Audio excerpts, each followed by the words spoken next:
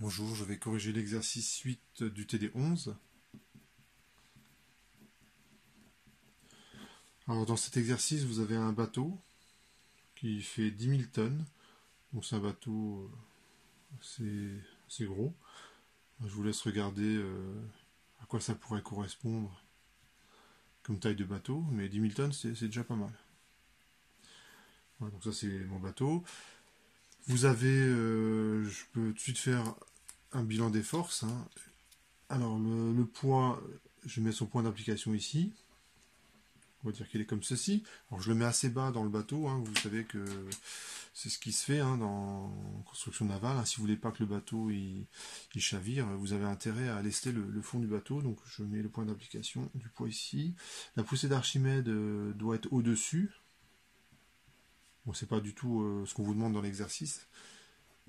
Mais j'en profite pour vous donner ce genre d'indication. Pourquoi la poussée d'Archimède doit être au-dessus? C'est justement le couple que qui va s'exercer par ces deux forces sur le navire, le maintien bien vertical. Vous avez ici l'hélice qui propulse le bateau. Donc ça va exercer une force, donc je vais la représenter comme ça, et que je vais appeler force de poussée. Et bien sûr, le bateau, quand il avance dans l'eau, il y a une force qui le ralentit. Bon, je la mets ici,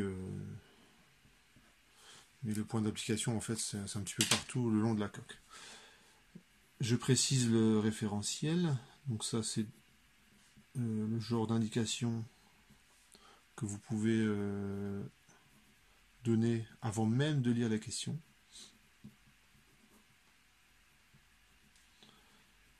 Et le bilan des forces, donc ça je l'ai fait. La poussée d'Archimède, le poids.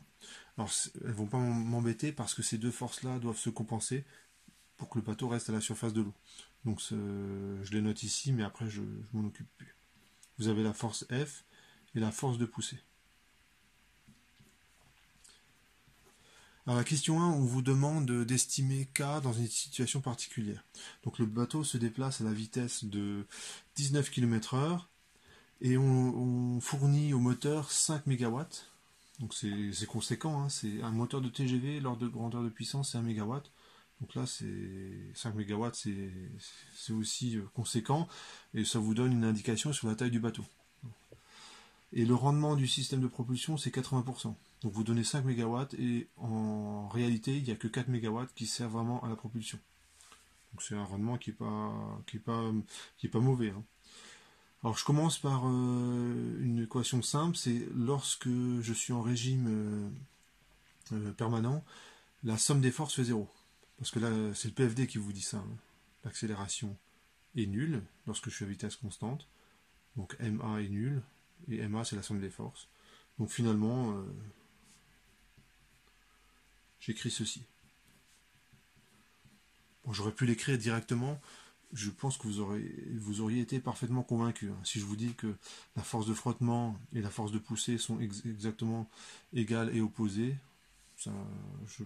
vous auriez certainement été convaincu.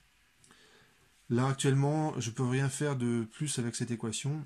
Il faut absolument une équation énergétique. On vous donne une puissance, donc il faut vous débrouiller pour faire apparaître une puissance. Rien de plus simple, on fait scalaire V. Donc ça fait F scalaire V, plus F poussée, scalaire V. Et ça vaut 0. Faites attention, ça c'est un scalaire, ça c'est un vecteur. Et ce truc-là, d'après l'énoncé, c'est exactement les 5 MW fois 0,8 pour les 80% de l'efficacité de la propulsion. Et la force de frottement, c'est moins K V au carré V vecteur. D'accord. La force de frottement est proportionnelle au cube de la vitesse. Quand je prends la norme de ce truc-là, ça fait V carré, et la norme de V, ça fait bien du V au cube. Donc ça veut dire que vous augmentez un petit peu la vitesse, et tout de suite la force de frottement, elle devient conséquente. Je remplace, ça fait moins K V carré V scalaire V, plus état P égale 0. Vous avez K qui vaut état fois P. Voilà, ça vaut ceci. Et quand on fait l'application numérique, on trouve 5155. Alors l'unité, c'est des... Comme en multipliant k par une vitesse au cube, ça fait des newtons. Ça fait des newtons, secondes au cube, mètre moins 3. Et je vous laisse vérifier, puisque les newtons c'est des kilogrammes, mètre seconde moins 2. Ça fait seconde, mètre moins 2. Comme unité. Donc c'est pas une unité très parlante. Voilà pour la question 1. La question 2, alors on peut la faire de deux façons, la question 2. On peut la faire en ordre de grandeur. Donc si on fait un raisonnement qui est pas très rigoureux, on peut comme ça avoir une idée du temps que ça va mettre pour le bateau de passer, donc si je l'ai énoncé, de 17 à 14 km/h. Donc l'ordre de grandeur, c'est simplement de dire... Alors ce genre de raisonnement, c'est quand même pas mal, parce que c'est le genre de raisonnement que vous pouvez faire, j'ai envie de dire, de tête. Vous voyez, vous voulez vite fait savoir, tiens, ça va prendre combien de temps pour le bateau de ralentir. Quelle distance j'ai parcourir. Si vous devez concevoir un bateau, c'est ce genre de grandeur, ça peut être pas mal. Savoir si je suis capable d'éviter un obstacle ou pas. L'ordre de grandeur, ça suffit, hein, c'est pas la peine de calculer à la seconde près. Donc l'idée, c'est simplement, je fais la variation d'énergie cinétique. Donc la notation, c'est V1 et V2, donc c'est l'énergie cinétique qui est dissipée, c'est ça. Voilà, ça c'est au départ, j'ai ça, et à la fin j'ai ça. Cette énergie cinétique est dissipée par quoi? Par la force de frottement lorsque le bateau avance. On a coupé les moteurs, donc il n'y a plus de force de poussée.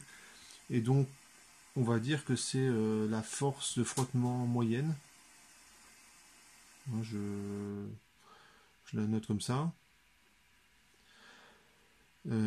Scalaire V moyen.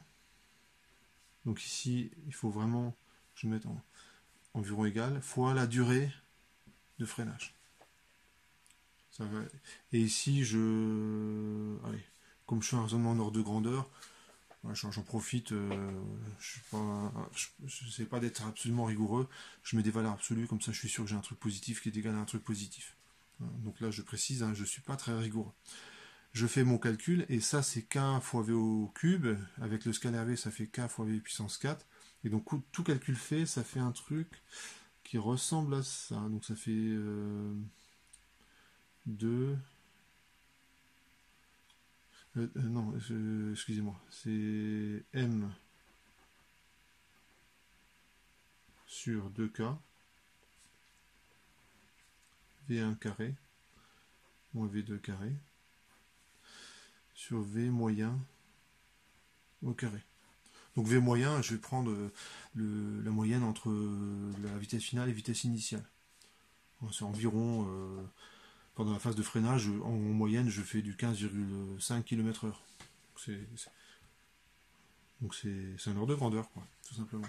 Je vérifie, et ici c'est puissance 4, excusez-moi. Voilà. Et quand on fait l'application numérique, on trouve à peu près 20 secondes. Inutile de donner plein de chiffres après la virgule, puisque le raisonnement c'est en ordre de grandeur. Et la distance que je parcours, je vais la noter, elle est L. Pendant 20 secondes à peu près 15,5 km/h, ça fait avec 15,5 km/h, je divise par 3,6, ça fait du 4 mètres par seconde, ça fait à peu près, allez, 80 mètres. Ça c'est des ordres de grandeur. Voilà, c'est environ égal.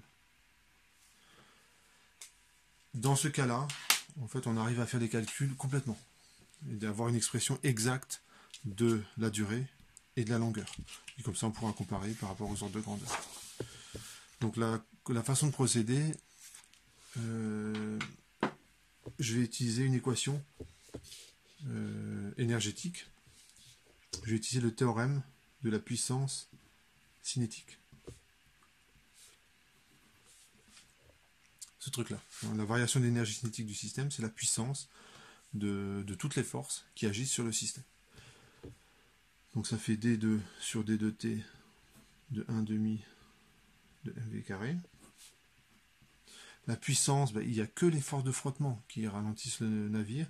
Donc ça fait moins kv au carré v, c'est F, scalaire v. Ici, vous reconnaissez la force de frottement qui s'exerce sur le navire. Donc quand on fait le calcul, ça fait D sur D2T de 1 demi de mv carré. Ça fait moins k v puissance 4. Et quand on regarde ce truc-là, donc là il faut avoir un petit coup d'œil, et ben on se dit finalement j'ai une équation différentielle que je peux résoudre par séparation de variables à condition de poser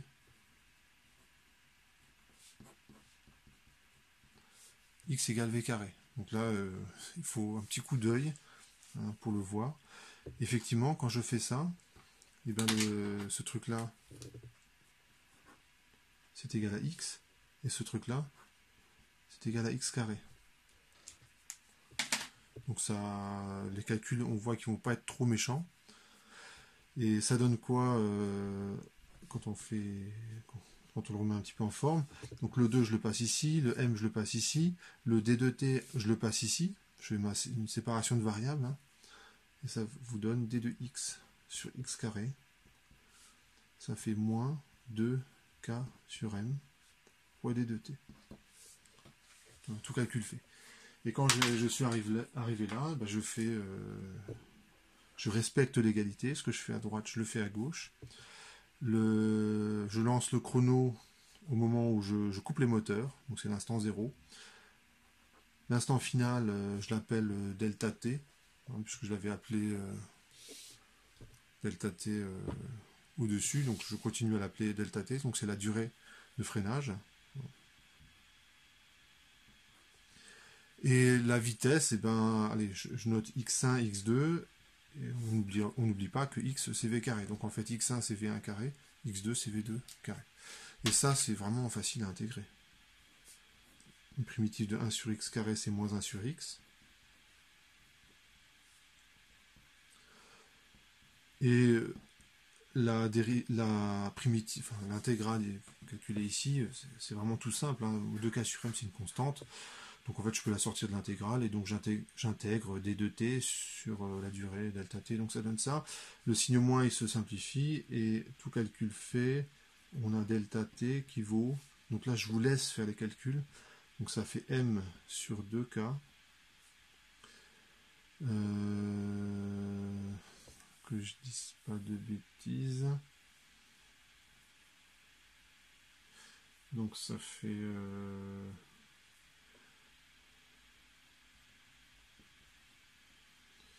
ça fait un truc comme ça. Donc c'est quasiment la même expression. Je vous montre l'expression que j'avais obtenue tout à l'heure. C'est les deux expressions que j'ai obtenues. Donc c'est quasiment la même. C'est quasiment la même. C'est sauf que le V moyen au puissance 4 il est remplacé par V1 carré fois V2 carré. Donc et quand on fait l'application numérique, cette fois-ci, on trouve... Donc voilà pour l'application numérique, on trouve 20,6 secondes. Donc finalement l'ordre de grandeur, il n'était pas si mal que ça. Alors pourquoi ça marche bien? Parce que entre V1 et V2, il n'y a que 3 km/h de différence. Donc c'est pas non plus une grosse variation. Donc finalement notre ordre de grandeur, il a quasiment donné le bon résultat avec des calculs qui sont un petit peu plus simples. Maintenant je vais calculer le temps, la distance qu'il faut pour m'arrêter. Donc cette fois-ci, je reprends ce résultat-là.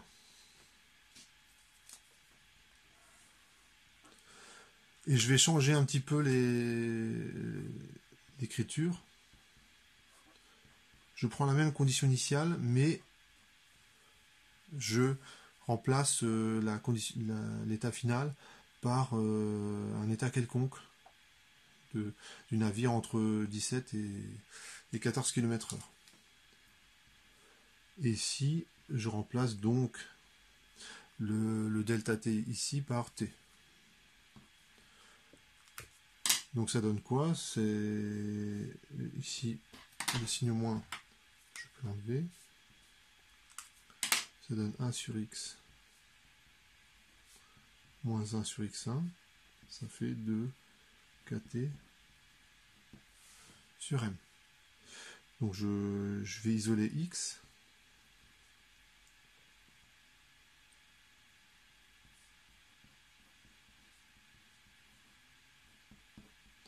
Je remplace x par v carré.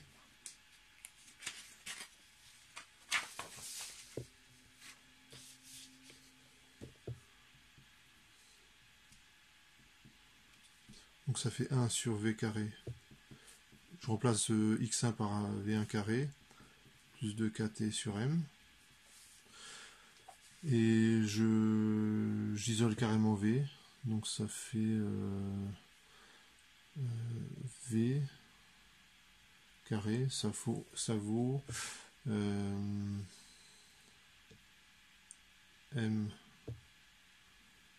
v1 carré sur m plus 2kt v1 carré. Voilà. Et donc la vitesse, moi j'ai carrément une expression de la vitesse. Bon, je vais l'arranger un petit peu quand même. Hein. v1 carré sur 1 plus 2kt v1 carré sur m. Et ça vaut v1. Donc je l'arrange un petit peu là.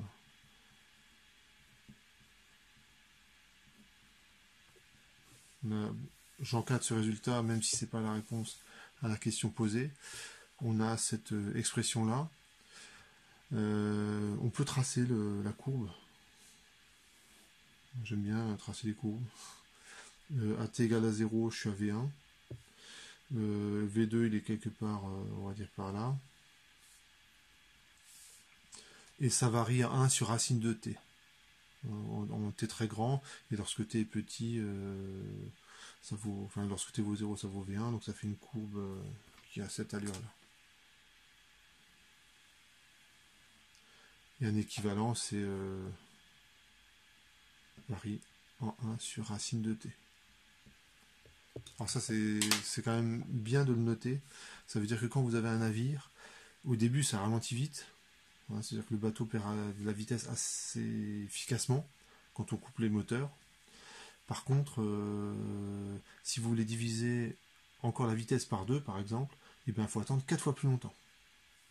Donc s'il vous faut, je sais pas, 1 minute pour diviser votre vitesse par 2, il faudra attendre 4 minutes pour la rediviser par 2. Et puis après 16 minutes pour la rediviser par 2. Donc ça peut être embêtant lorsque vous êtes à l'approche d'un port. Si vous avez trop de vitesse, même en étant loin du port.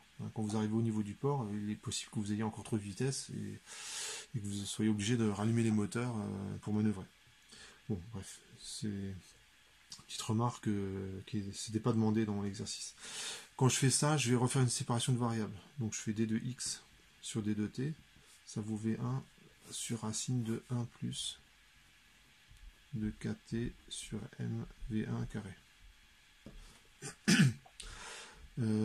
Et je fais ma séparation de variables. Donc c'est de x d'un côté, ça fait v1 d de t sur racine de 1 plus. Et je mets le signe somme. Ici je mets 0, là je mets la durée du freinage. Ici je mets 0, donc je commence à compter la distance parcourue à partir du moment où je coupe les moteurs, jusqu'à la longueur d'arrêt, que j'avais noté L. Donc lorsque je fais le calcul, à gauche ça pose pas de problème, on va trouver L. Et ici il faut que je trouve une primitive de ce truc là. Alors une primitive de ce truc là, c'est...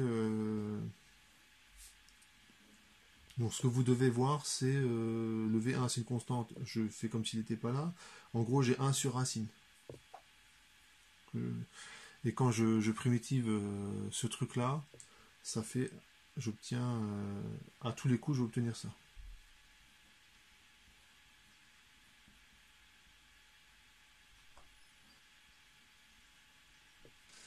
le V1, je le recopie. Je vais redériver, parce que je sais que là j'ai un problème avec la constante qui est devant. Lorsque je redérive, donc le exposant 1,5 ça devient exposant moins 1,5, il y a un 2 qui sort, donc il faut que je mette un 2 ici. Et quand je dérive ce qu'il y a sous la racine, j'ai 2k V1 carré sur M qui sort. Donc ici il faut que je mette M sur 2k V1 carré. Et normalement, ça devrait être bon. Ça devrait être bon. Je vérifie quand même qu'il n'y ait pas d'erreur. Donc lorsque je dérive ce truc là, il y a un facteur 1,5 qui sort. Et ensuite j'ai M, j'ai 2kV1 carré sur M. Donc normalement ça doit être bon. Je vérifierai quand même l'homogénéité à la fin de mon calcul. Donc là il y a une petite, il y a des simplifications qui se font. Et quand je fais le calcul jusqu'au bout, ça donne M sur KV1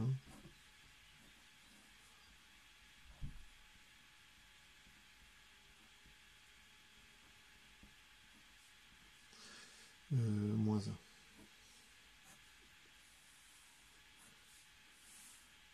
Je vais vérifier que c'est homogène. Donc en principe, ce truc-là, il est adimensionné. Parce que c'est plus 1. Donc on peut vérifier. K, c'est des... On avait dit c'est des kilogrammes seconde mètre moins 2. V1 carré, c'est des mètres carrés seconde moins 2 sur des kilogrammes fois un temps. Donc c'est des secondes. Donc l'homogénéité de ce truc-là, c'est là. Et quand je regarde, normalement, ça se simplifie bien. Hein. Les secondes s'en vont, les mètres carrés, ouais, c'est bon. Ensuite, je vérifie que ça, c'est bien homogène à une longueur. Alors, donc c'est des kilogrammes. C'est des kilogrammes seconde mètre moins 2. Mètre seconde moins 1 pour la vitesse. Donc les kilogrammes, ils se simplifient, les secondes se simplifient. Il y a des mètres moins 1 au dénominateur, ça fait bien des mètres. Donc c'est... Donc au niveau de l'homogénéité,